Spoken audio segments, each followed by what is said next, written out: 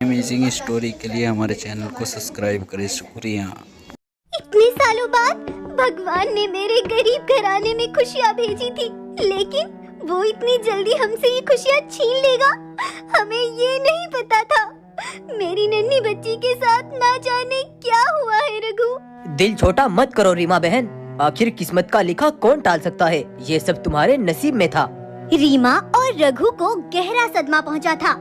दरअसल रघु बड़ा मेहनती मजदूर था, घर के अपना घर चलाता था, लेकिन ये दिन उसके लिए बहुत खुशी का था। रीमा शेरनी ने एक प्यारी सी नन्ही बच्ची को जन्म दिया था, जो बहुत सुंदर थी। तब अगले दिन रघु और रीमा के यहाँ एक पंडित जी आते हैं। तुम्हारी ये गरीबी खुशहाली और अमीरी में बदलने वाली है। रघु, खुश हो जाओ, ये बच्ची कोई साधारण नहीं है, ये बहुत भाग्यशाली है। अगली बार जब मैं यहाँ आऊँगा तो इस झोपड़ी की जगह यहाँ एक शान महल होगा। ऊपर वाले की कृपा से मेरे यहाँ बेटी का जन्म हुआ है पंडित जी, और अगर आपकी कही बातें सच हो गई तो मेरा तो जीवन ही बदल जाएगा। लेकिन पंडित और रघु के बीच जो भी बातें हुई वो सब रघु के दोस्त गोपी ने सुन ली थी।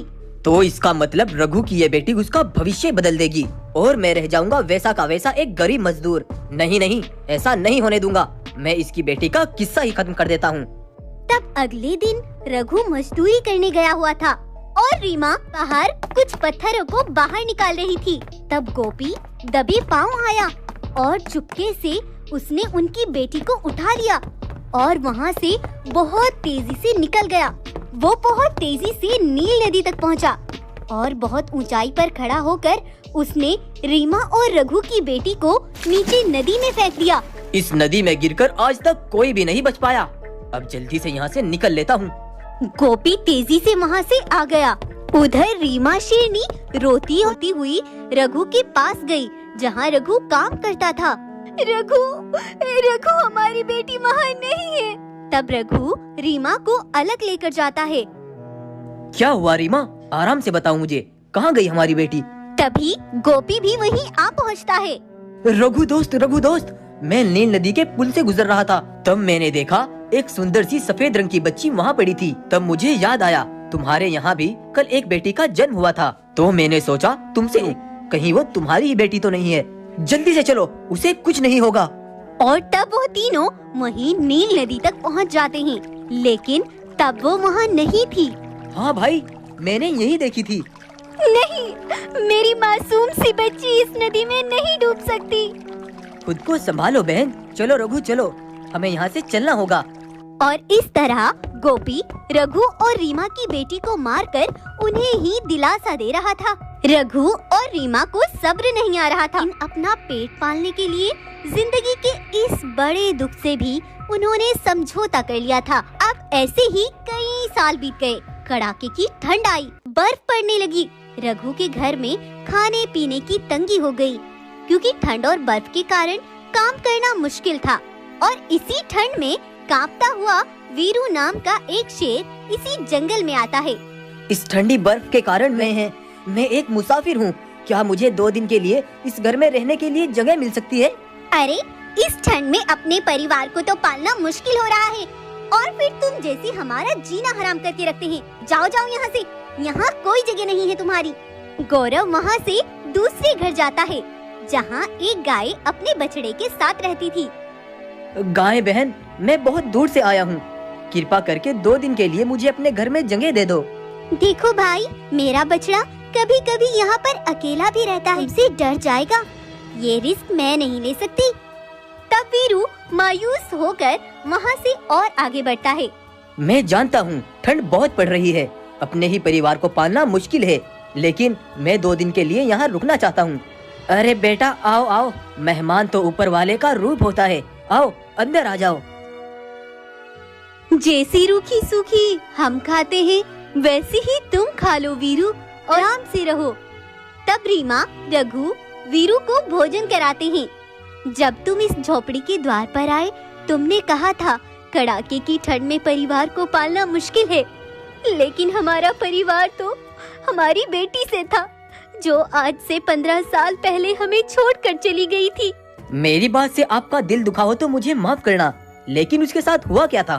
तब रीमा और रघु वीरू को सारी बात बताते हैं, कैसे उनकी 2 दिन की माँ उनसे जुदा हो गई थी। अब अगर मैं तुम्हें एक खुशखबरी सुना दूं तो?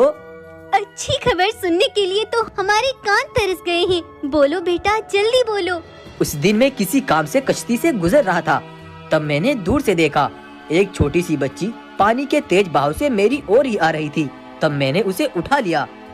किसी ने काम की तलाश में आया था और ये बच्ची मुझे मिल गई और तब मैं उसे अस्पताल ले गया। वहाँ उसका इलाज हुआ। उसका नाम गीता रख दिया। कुछ दिनों बाद गीता ठीक हो गई और तब से मैंने ही उसे पाला। गीता बचपन से ही बहुत होशियार और बहादुर थी, लेकिन ऐसा कुछ नहीं है जो पंडित जी ने तुम्हें बताया था कि उसके नसीब से तुम्हारा जीवन बदल सकता है। वो जैसी भी है हमारी बेटी है, हम उससे मिलना चाहते हैं। मुझे उसके पास ले चलो। बस मैं यही देखना चाहता था कि कहीं उसको लेकर तुम्हारे मन में कोई लालच तो नहीं है।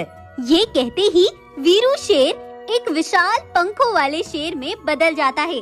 उस दिन तुम्हें फेंकने वाला कोई और नहीं, तुम्हारा ही दोस्त गोपी था। रीमा, रघु, उस दिन भी मैं धरती पर किसी की मदद के लिए आया था और आज भी इस सर्दी के मौसम में जानवरों को आजमाने आया था कि देखूं क्या कोई गरीबी और ठंड होने के बावजूद भी क्या किसी की मदद करता है। और तुमने मुझे ठहरने के लिए जगह दे दी, क्योंकि उन पंडित जी की बात सच होनी थी। तुम्हारी बेटी बहुत भाग्यशाली थी। जब वो 5 साल की थी तो मैं उसे ढेर सारा धन दौलत देकर चला गया था।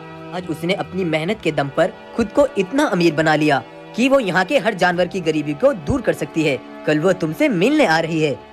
ये कहकर विशाल पंखों वाला शेर वीरू वहाँ से अपनी आसमानी दुनिया में चला गया और अगले दिन गीता अपने सिपाहियों के साथ अपने घर लौटती है और अपने माता पिता को पाकर बहुत खुश हो जाती है। रीमा और रघु भी गीता को गले से लगा लेते हैं और फिर गीता की किस्मत से सब कुछ बदल जाता है। रीमा रघु की जिंदगी बहुत खुश। तो आपको ये कहानी कैसी लगी हमें कमेंट करके जरूर बताएं। कहानी अगर आपको पसंद आई है तो लाइक करें और शेयर करें। चैनल को जरूर सब्सक्राइब करें। ब्रह्मांड पर बसा था महाशक्तिशाली एक परिवार। वो सब अलग अलग थे, लेकिन फिर भी वो एक परिवार की तरह रहते थे। उनका लक्ष्य सिर्फ सच की विजेता देखना था। धरती पर आज तक इतना जुल्म कभी नहीं हुआ जितना अब हो रहा है। अकेला एक इंसान वो सब कुछ ठीक नहीं कर सकता, लेकिन हक के लिए खड़ा होना यही बहुत बड़ी बहादुरी है। हमें धरती पर उतरकर उसका साथ देना होगा। इतना सोचकर वो ताकतवर झुंड धरती पर उतर आता है और रमशा शेरनी के पास आते हैं। रमशा उन्हें देख थोड़ा घबरा जाती है। डरो नहीं, हम तुम्हारी मदद के लिए आए हैं। तुमने जो कदम उठाया है उसमें तुम हमें हमेशा अपने साथ पाओगी। मुझे डर है उन बहादुर सिपाहियों के साथ भी कहीं वो तरह उसने उन जिंदा जानवरों के दिल, किडनी और गुर्दे निकाल कर बेच दिए थे। क्या हुआ था आखिर रमशा के जंगल के जानवरों के साथ? रमशा के पिता भोपाल सिंह बहुत माल दौलत वाले थे, लेकिन वो हर दिन अपनी इस दौलत को बढ़ते देखना चाहते थे। भोपाल का एक बड़ा अस्पताल था जिसके अंदर गरीब जानवर अपना इलाज कराने आते थे, क्योंकि भोपाल के इस अस्पताल में दवाइयाँ और इलाज बहुत कम पैसों में होता था। ये उसकी एक चाल थी, क्योंकि इन जानवरों से भोपाल खुफिया धंधा कर रहा था। वो इन जानवरों को कुछ रुपयों के बदले पास के एक राजा कालिया बाग को बेच देता था, और कालिया की नजर में रहम नाम का तो कोई मतलब ही नहीं था। वो इन जानवरों की दिल, किडनी और गुर्दे निकालकर दूसरे जंगल में दुगनी कीमत पर बेचता था। उधर भोपाल की बेटी रमशा गर्भवती थी। वो अपने पति के साथ अपने हॉस्पिटल जा रही थी कि तभी वो दूर से देखती है कि दोस्तगी में कुछ बीमार जानवरों को लेकर जा रहे थे। अरे सिपाहियों, तुम इन जानवरों को लेकर कहाँ जा रहे हो? रमशा, कुछ नहीं, वो इन जानवरों का इलाज यहाँ मुश्किल है, इसीलिए इन्हें दूसरे जंगल अस्पताल में ले जाना पड़ रहा है। उस सिपाही की हिचकिचाहट से रमशा को उन सिपाहियों पर शक होता है, इसीलिए वो दोनों उनका पीछा करने लगते हैं और एक खुफिया जगह पर आकर रुक जाते हैं। क्या हुआ आज? इतना समय क्यों लग गया इन्हें लाने में? कुछ नहीं, रास्ते में कोई मिल गया था और बहुत सवाल कर रहा था, इसीलिए उसे चकमा देकर भेजना पड़ा। चलो चलो, कोई नहीं, अब जल्दी से इस रुपयों की भरी बग्गी को लेकर यहाँ से निकल जाओ। जल्दी करो, जल्दी। और तब वो सिपाही वहाँ से उस बग्गी को लेकर अपने जंगल की तरफ आते हैं और बाघ मानव उन जानवरों को लेकर अपने जंगल की तरफ बढ़ते हैं। ये तुम्हारे पिता क्या कर रहे हैं? वो इन मासूम जानवरों का सौदा करने पर उतर आए हैं। मैं इन सिपाहियों को जिंदा नहीं छोड़ूंगा। जज्बाती मत बनो। ये सब क्या चल रहा है इसके बारे में मैं पिताजी से बात करूंगी। तब रमशा अपने पिता भोपाल सिंह के पास आती है। ये सब क्या चल रहा है पिताजी, और कब से चल रहा है? क्या हुआ रमशा, किस तरह की बातें कर रही हो? मुझे सब पता चल चुका है। तुम जानवरों का मोल कर रहे हो। अगर तुम्हें पता चल चुका है तो तुम्हें मेरे रास्ते में आने की कोई जरूरत नहीं है। माफ करना पिताजी, अगर जुल्म भी आखिरी हद पर हो और करने वाला भी मेरा कोई अपना हो तो मैं उसे अनदेखा नहीं कर सकती। और बात रही तुम्हारे आने की, तो मैं ये हरगिज होने नहीं दूंगी। गुस्से से ये सब बोलकर रमशा अपने पति के पास आती है और उससे कहती है, सुनो, हमारा काम ज्यादा से ज्यादा जानवरों को बचाना है। हालांकि हम सबको नहीं बचा सकते, लेकिन अब हम हार नहीं मानेंगे। और रात में रमशा अपने पति के साथ अपने पिता के अस्पताल से सभी जानवरों को निकलवा लेती है और उन सबको लेकर एक खुफिया जगह पर पहुंच जाती है ताकि उसके पिता उनका सौदा न। रमशा वहां उन्हीं के पास रहती है और उसका पति जंगल वापस आ जाता है। भोपाल जब अस्पताल जाकर देखता है वहाँ एक भी जानवर नहीं था। ये देखते ही भोपाल समझ गया कि उसकी बेटी ने वहाँ से उन सबको निकलवा लिया है। तब वो रमशा की गुफा पर जाता है। वहाँ रमशा नहीं थी। तुम दोनों ने मिलकर कहाँ छिपाया है उन जानवरों को? जल्दी से बताओ। मुझे कुछ नहीं पता। तुम किन जानवरों की बात कर रहे हो? ज्यादा मासूम बनने की एक्टिंग मत करो। रमशा ही है, मैं जानता हूँ। अस्पताल से उसने ही जानवरों को निकलवाया है। मुझे सब कुछ जल्दी से बताओ, नहीं तो मैं बिल्कुल देर नहीं करूँगा तुम्हें मारने में। अब तुम अपने मकसद में कामयाब नहीं हो सकते। जो तुम्हें करना है कर लो। तुम कुछ ज्यादा ही रहमदिल बन रहे हो, लेकिन अफसोस दूसरों को बचाने के चक्कर में तुम खुद को भी नहीं बचा पाओगे। भोपाल उस पर टूट पड़ा और उसका खून पी गया। उधर ठाकुर बाग को जब वो बीमार जानवर भी नहीं मिल रहे थे तो उसका धंधा भी कम हो रहा था और वो बेचैन हो रहा था। पूरे 2 दिन हो गए, उसने एक भी जानवर नहीं भेजे। 24 घंटे में अगर उसने कोई खबर नहीं दी तो मैं खुद अपने तरीके से जाकर उससे बात करूंगा। उधर कुछ देर बाद रमशा अपने पति से मिलने अपनी गुफा पर आती है, लेकिन उसकी सांसें खत्म हो चुकी थी। नहीं, ये क्या हो गया?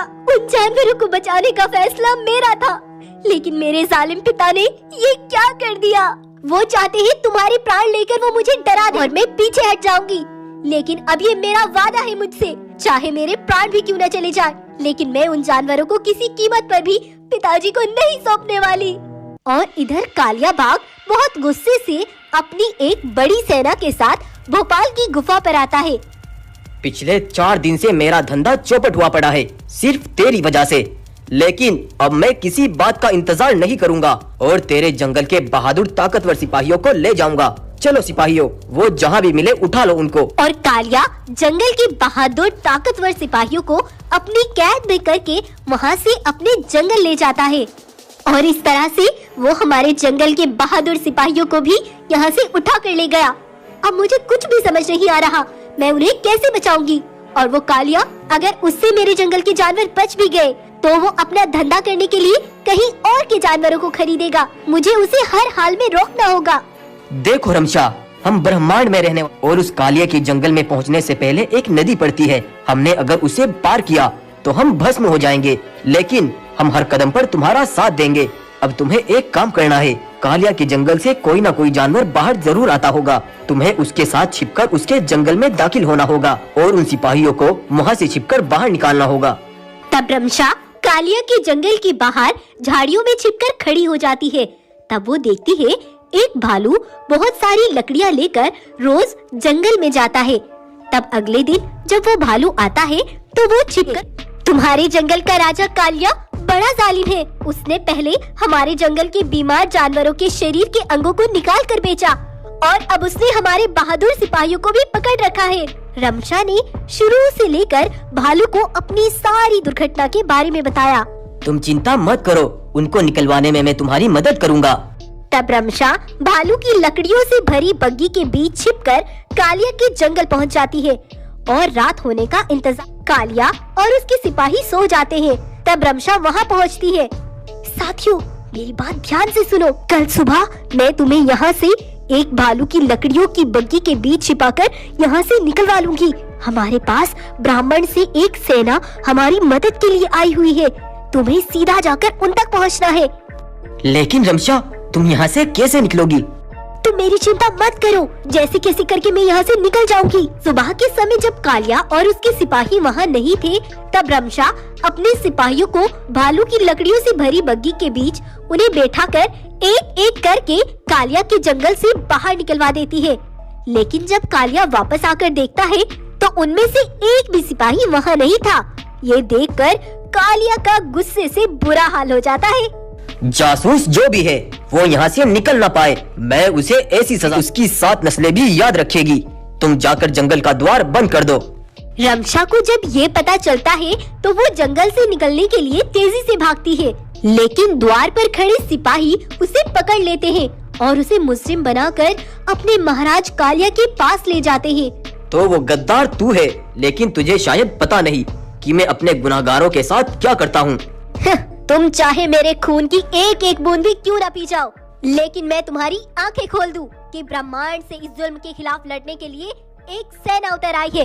अंत में हार तुम्हारी ही होगी। अपनी झूठी कहानियाँ मुझे मत सुनाओ, मैं तुम्हारी बातों से डरने वाला नहीं हूँ। यह रमशा पर टूट पड़ा और उस गर्भवती रमशा ने अभी तक अपनी संतान को भी जन्म नहीं दिया था कि कालिया ने उसकी बोटी बोटी कर दी, और ये खबर उन सारे सिपाहियों तक भी पहुंच जाती है। हमें बचाते बचाते रमशा शेरनी ने अपना पूरा परिवार खो दिया। इतने दिनों से वे अपनी संतान के दुनिया में आने का इंतजार कर रही थी, लेकिन उस जालिम कालिया ने उसे।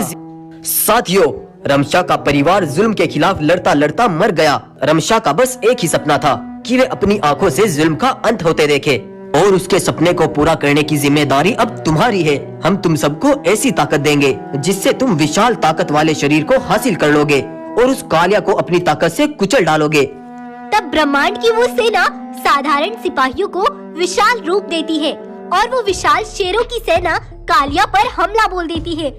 लाल शेर कालिया के सिपाहियों को भी खून से नहला देते हैं और रमशा का जुल्म के खिलाफ उठाया हुआ एक कदम आज जीत गया।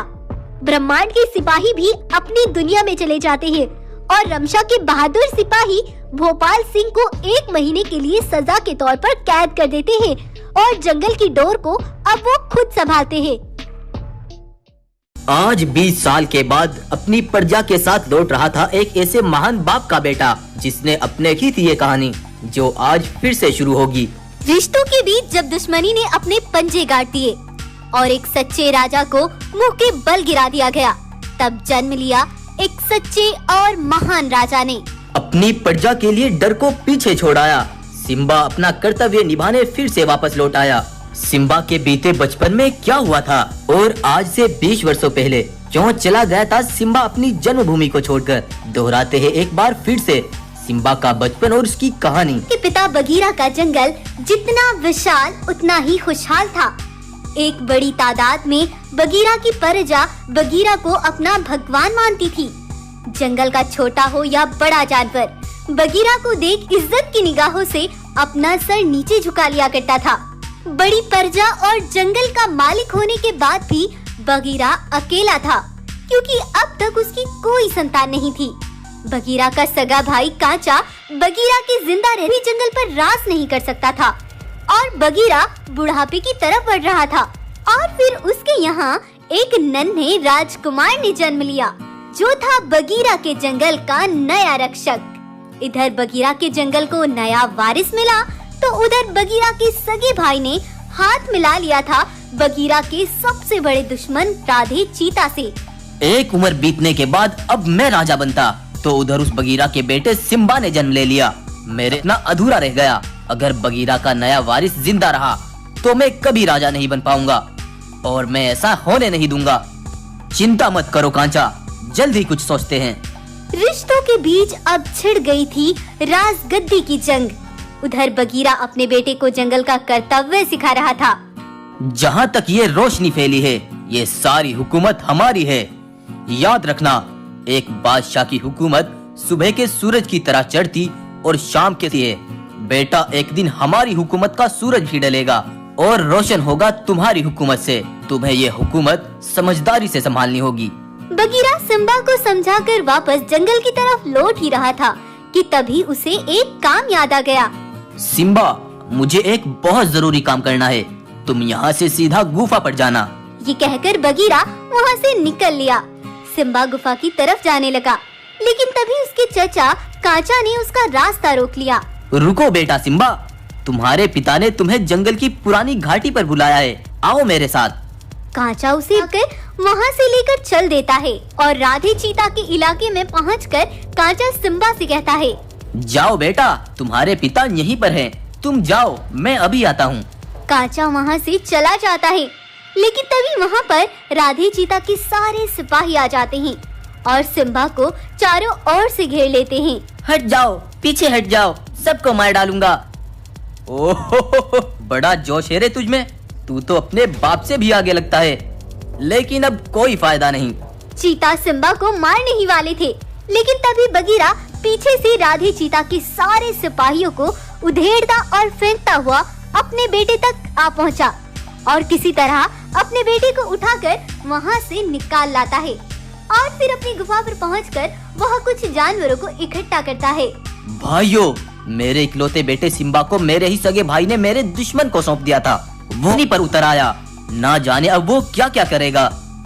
बगीरा ये बोल रहा था कि तभी बगीरा का एक सेवक बहुत घबराया हुआ आया। महाराज, कांचा और राधे ने अपने सिपाहियों के साथ हमारे जंगल पर आक्रमण कर दिया है। उनके सामने जो भी आ रहा है वो सबको मार रहे हैं और उसने हमारे सारे सिपाहियों को भी मार डाला। सुनो भाइयों, कांचा और राधे की सेना बहुत बड़ी है और मैं अब इतना ताकतवर नहीं कि उनका इसीलिए तुम मेरे बेटे सिम्बा को लेकर यहाँ से बहुत दूर चले जाओ। तब बगीरा ने कुछ जानवरों को सिम्बा के साथ भेज दिया था और तभी वहाँ पर कांचा अपने सिपाहियों के साथ बगीरा की गुफा पर पहुँचा। साथियों, घेर लो इस बगीरा को और जंजीरों में जकड़ लो और ले जाकर सुनसान घाटी के अंदर फेंक दो। अब ये राजगद्दी मेरी हुई। तब कांचा के सिपाही बगीरा को पकड़कर ले जाते हैं और कांचा को बुलाकर सिंहासन पर चढ़कर कहता है, सिम्बा बगीरा नहीं रहे, अब मैं ही तुम्हारा महाराजा हूँ। ये सुनकर जानवरों के चेहरों पर उदासी और दुख छा गया और अब सभी जानवर दुख और डर के साथ ही जीने लगे, क्योंकि अब कांचा का खौफ जंगल में तेजी से दौड़ रहा था। जब वह जहाँ चाहता जानवरों को मार कर खा जाता। अब जैसे पूरा जंगल बदल सा गया था। समय बीतता गया और सिम्बा उन्हीं जानवरों के बीच रहता हुआ जवान हो गया। एक बार सिम्बा अकेले पहाड़ी पर खड़ा था, तभी पीछे से सिम्बा का दोस्त कहता है, सिम्बा दोस्त, हमेशा याद रखना कि तुम कौन हो। तुम एक सच्चे राजा के पुत्र हो। समय आ चुका है जवाब देने का, तो तैयार हो जाओ वीरू। हम आज ही अपने जंगल के लिए निकलेंगे और अपना जंगल फतह करेंगे। तो ये थी 20 साल पुरानी कहानी और आज सिम्बा फिर से जंगल पहुंचकर सिम्बा को पता चलता है कि काली घाटी की पहाड़ियों के बीच कांचा ने आज भी उसके पिता को बंदी बनाकर रखा है। तब रात के समय सिम्बा चुपके से उसी घाटी तक पहुंच जाता है और कांचा के दोनों सिपाहियों को चुपके से मार देता है और अपने पिता को निकालकर वहां से एक सुनसान जगह पर लाता है। सिम्बा को जवान देख बगीरा की खुशी का ठिकाना न था। मुझे मालूम था मेरा महान योद्धा सिम्बा जरूर आएगा। जरूरी काम अभी बाकी है, मुझे बताओ वो कांचा कहाँ मिलेगा। तब बगीरा ने सिम्बा को एक प्लान बताया और बोला, बेटा अब तुम यहाँ से जाओ और मैं अपने कैद खाने में जाता हूँ। तब बगीरा और सिम्बा ने अपना रास्ता बदल दिया। अगले दिन कांचा जब अपने सारे सिपाहियों के साथ टहलने के लिए निकला, तभी कांचा के पास एक बाघ मानव आया और बोला, महाराज महाराज, वो बगीरा कैद से छुटकर भाग गया है और हमारे दोनों सिपाही वहाँ पर मरे पड़े हैं, जल्दी चलो महाराज। कांचा तुरंत बाघ मानव के साथ काली घाटी तक पहुँचा, लेकिन बगीरा तो वहीं था। और उधर सिम्बा ने वीर के साथ कांचा के सारे सिपाहियों पर हमला बोल दिया और उन्हें जान से मार डाला। और ये प्लान बगीरा और सिम्बा ने उसी रात किया था। आओ कांचा आओ, मेरा बेटा सिम्बा वापस लौट आया है और जब तक तुम अपने जंगल लौटोगे तुम्हारा एक भी सिपाही जिंदा नहीं बच पाएगा। तुझे मैंने सालों से बचा कर रखी, एक दिन तेरे बेटे के सामने तुझे मौत दे सकूं और अब वो दिन आ गया है। तब कांचा बगीरा को लेकर सिपाहियों तक पहुंचा। उसने देखा उसका एक एक सिपाही मर चुका था। तूने सिम्बा ये अच्छा नहीं किया, इसके बदले में तुझे तेरे बाप की मौत दूंगा। ये कहकर कांचा अपने भाई बगीरा पर वार करने ही लगता है, लेकिन तभी वीर पीछे से कांचा पर एक भाले से वार करता है और कांचा का अंत कर देता है। सालों बाद अपने बेटे को गले से लगाता है और फिर से आबाद होता है सिम्बा का जंगल। इस तरह सिम्बा ने अपनी जन्मभूमि को फिर से अपनाया और अपने जंगल को फिर से आबाद कर दिया। तो आपको ये कहानी कैसी लगी हमें कमेंट करके जरूर बताएं।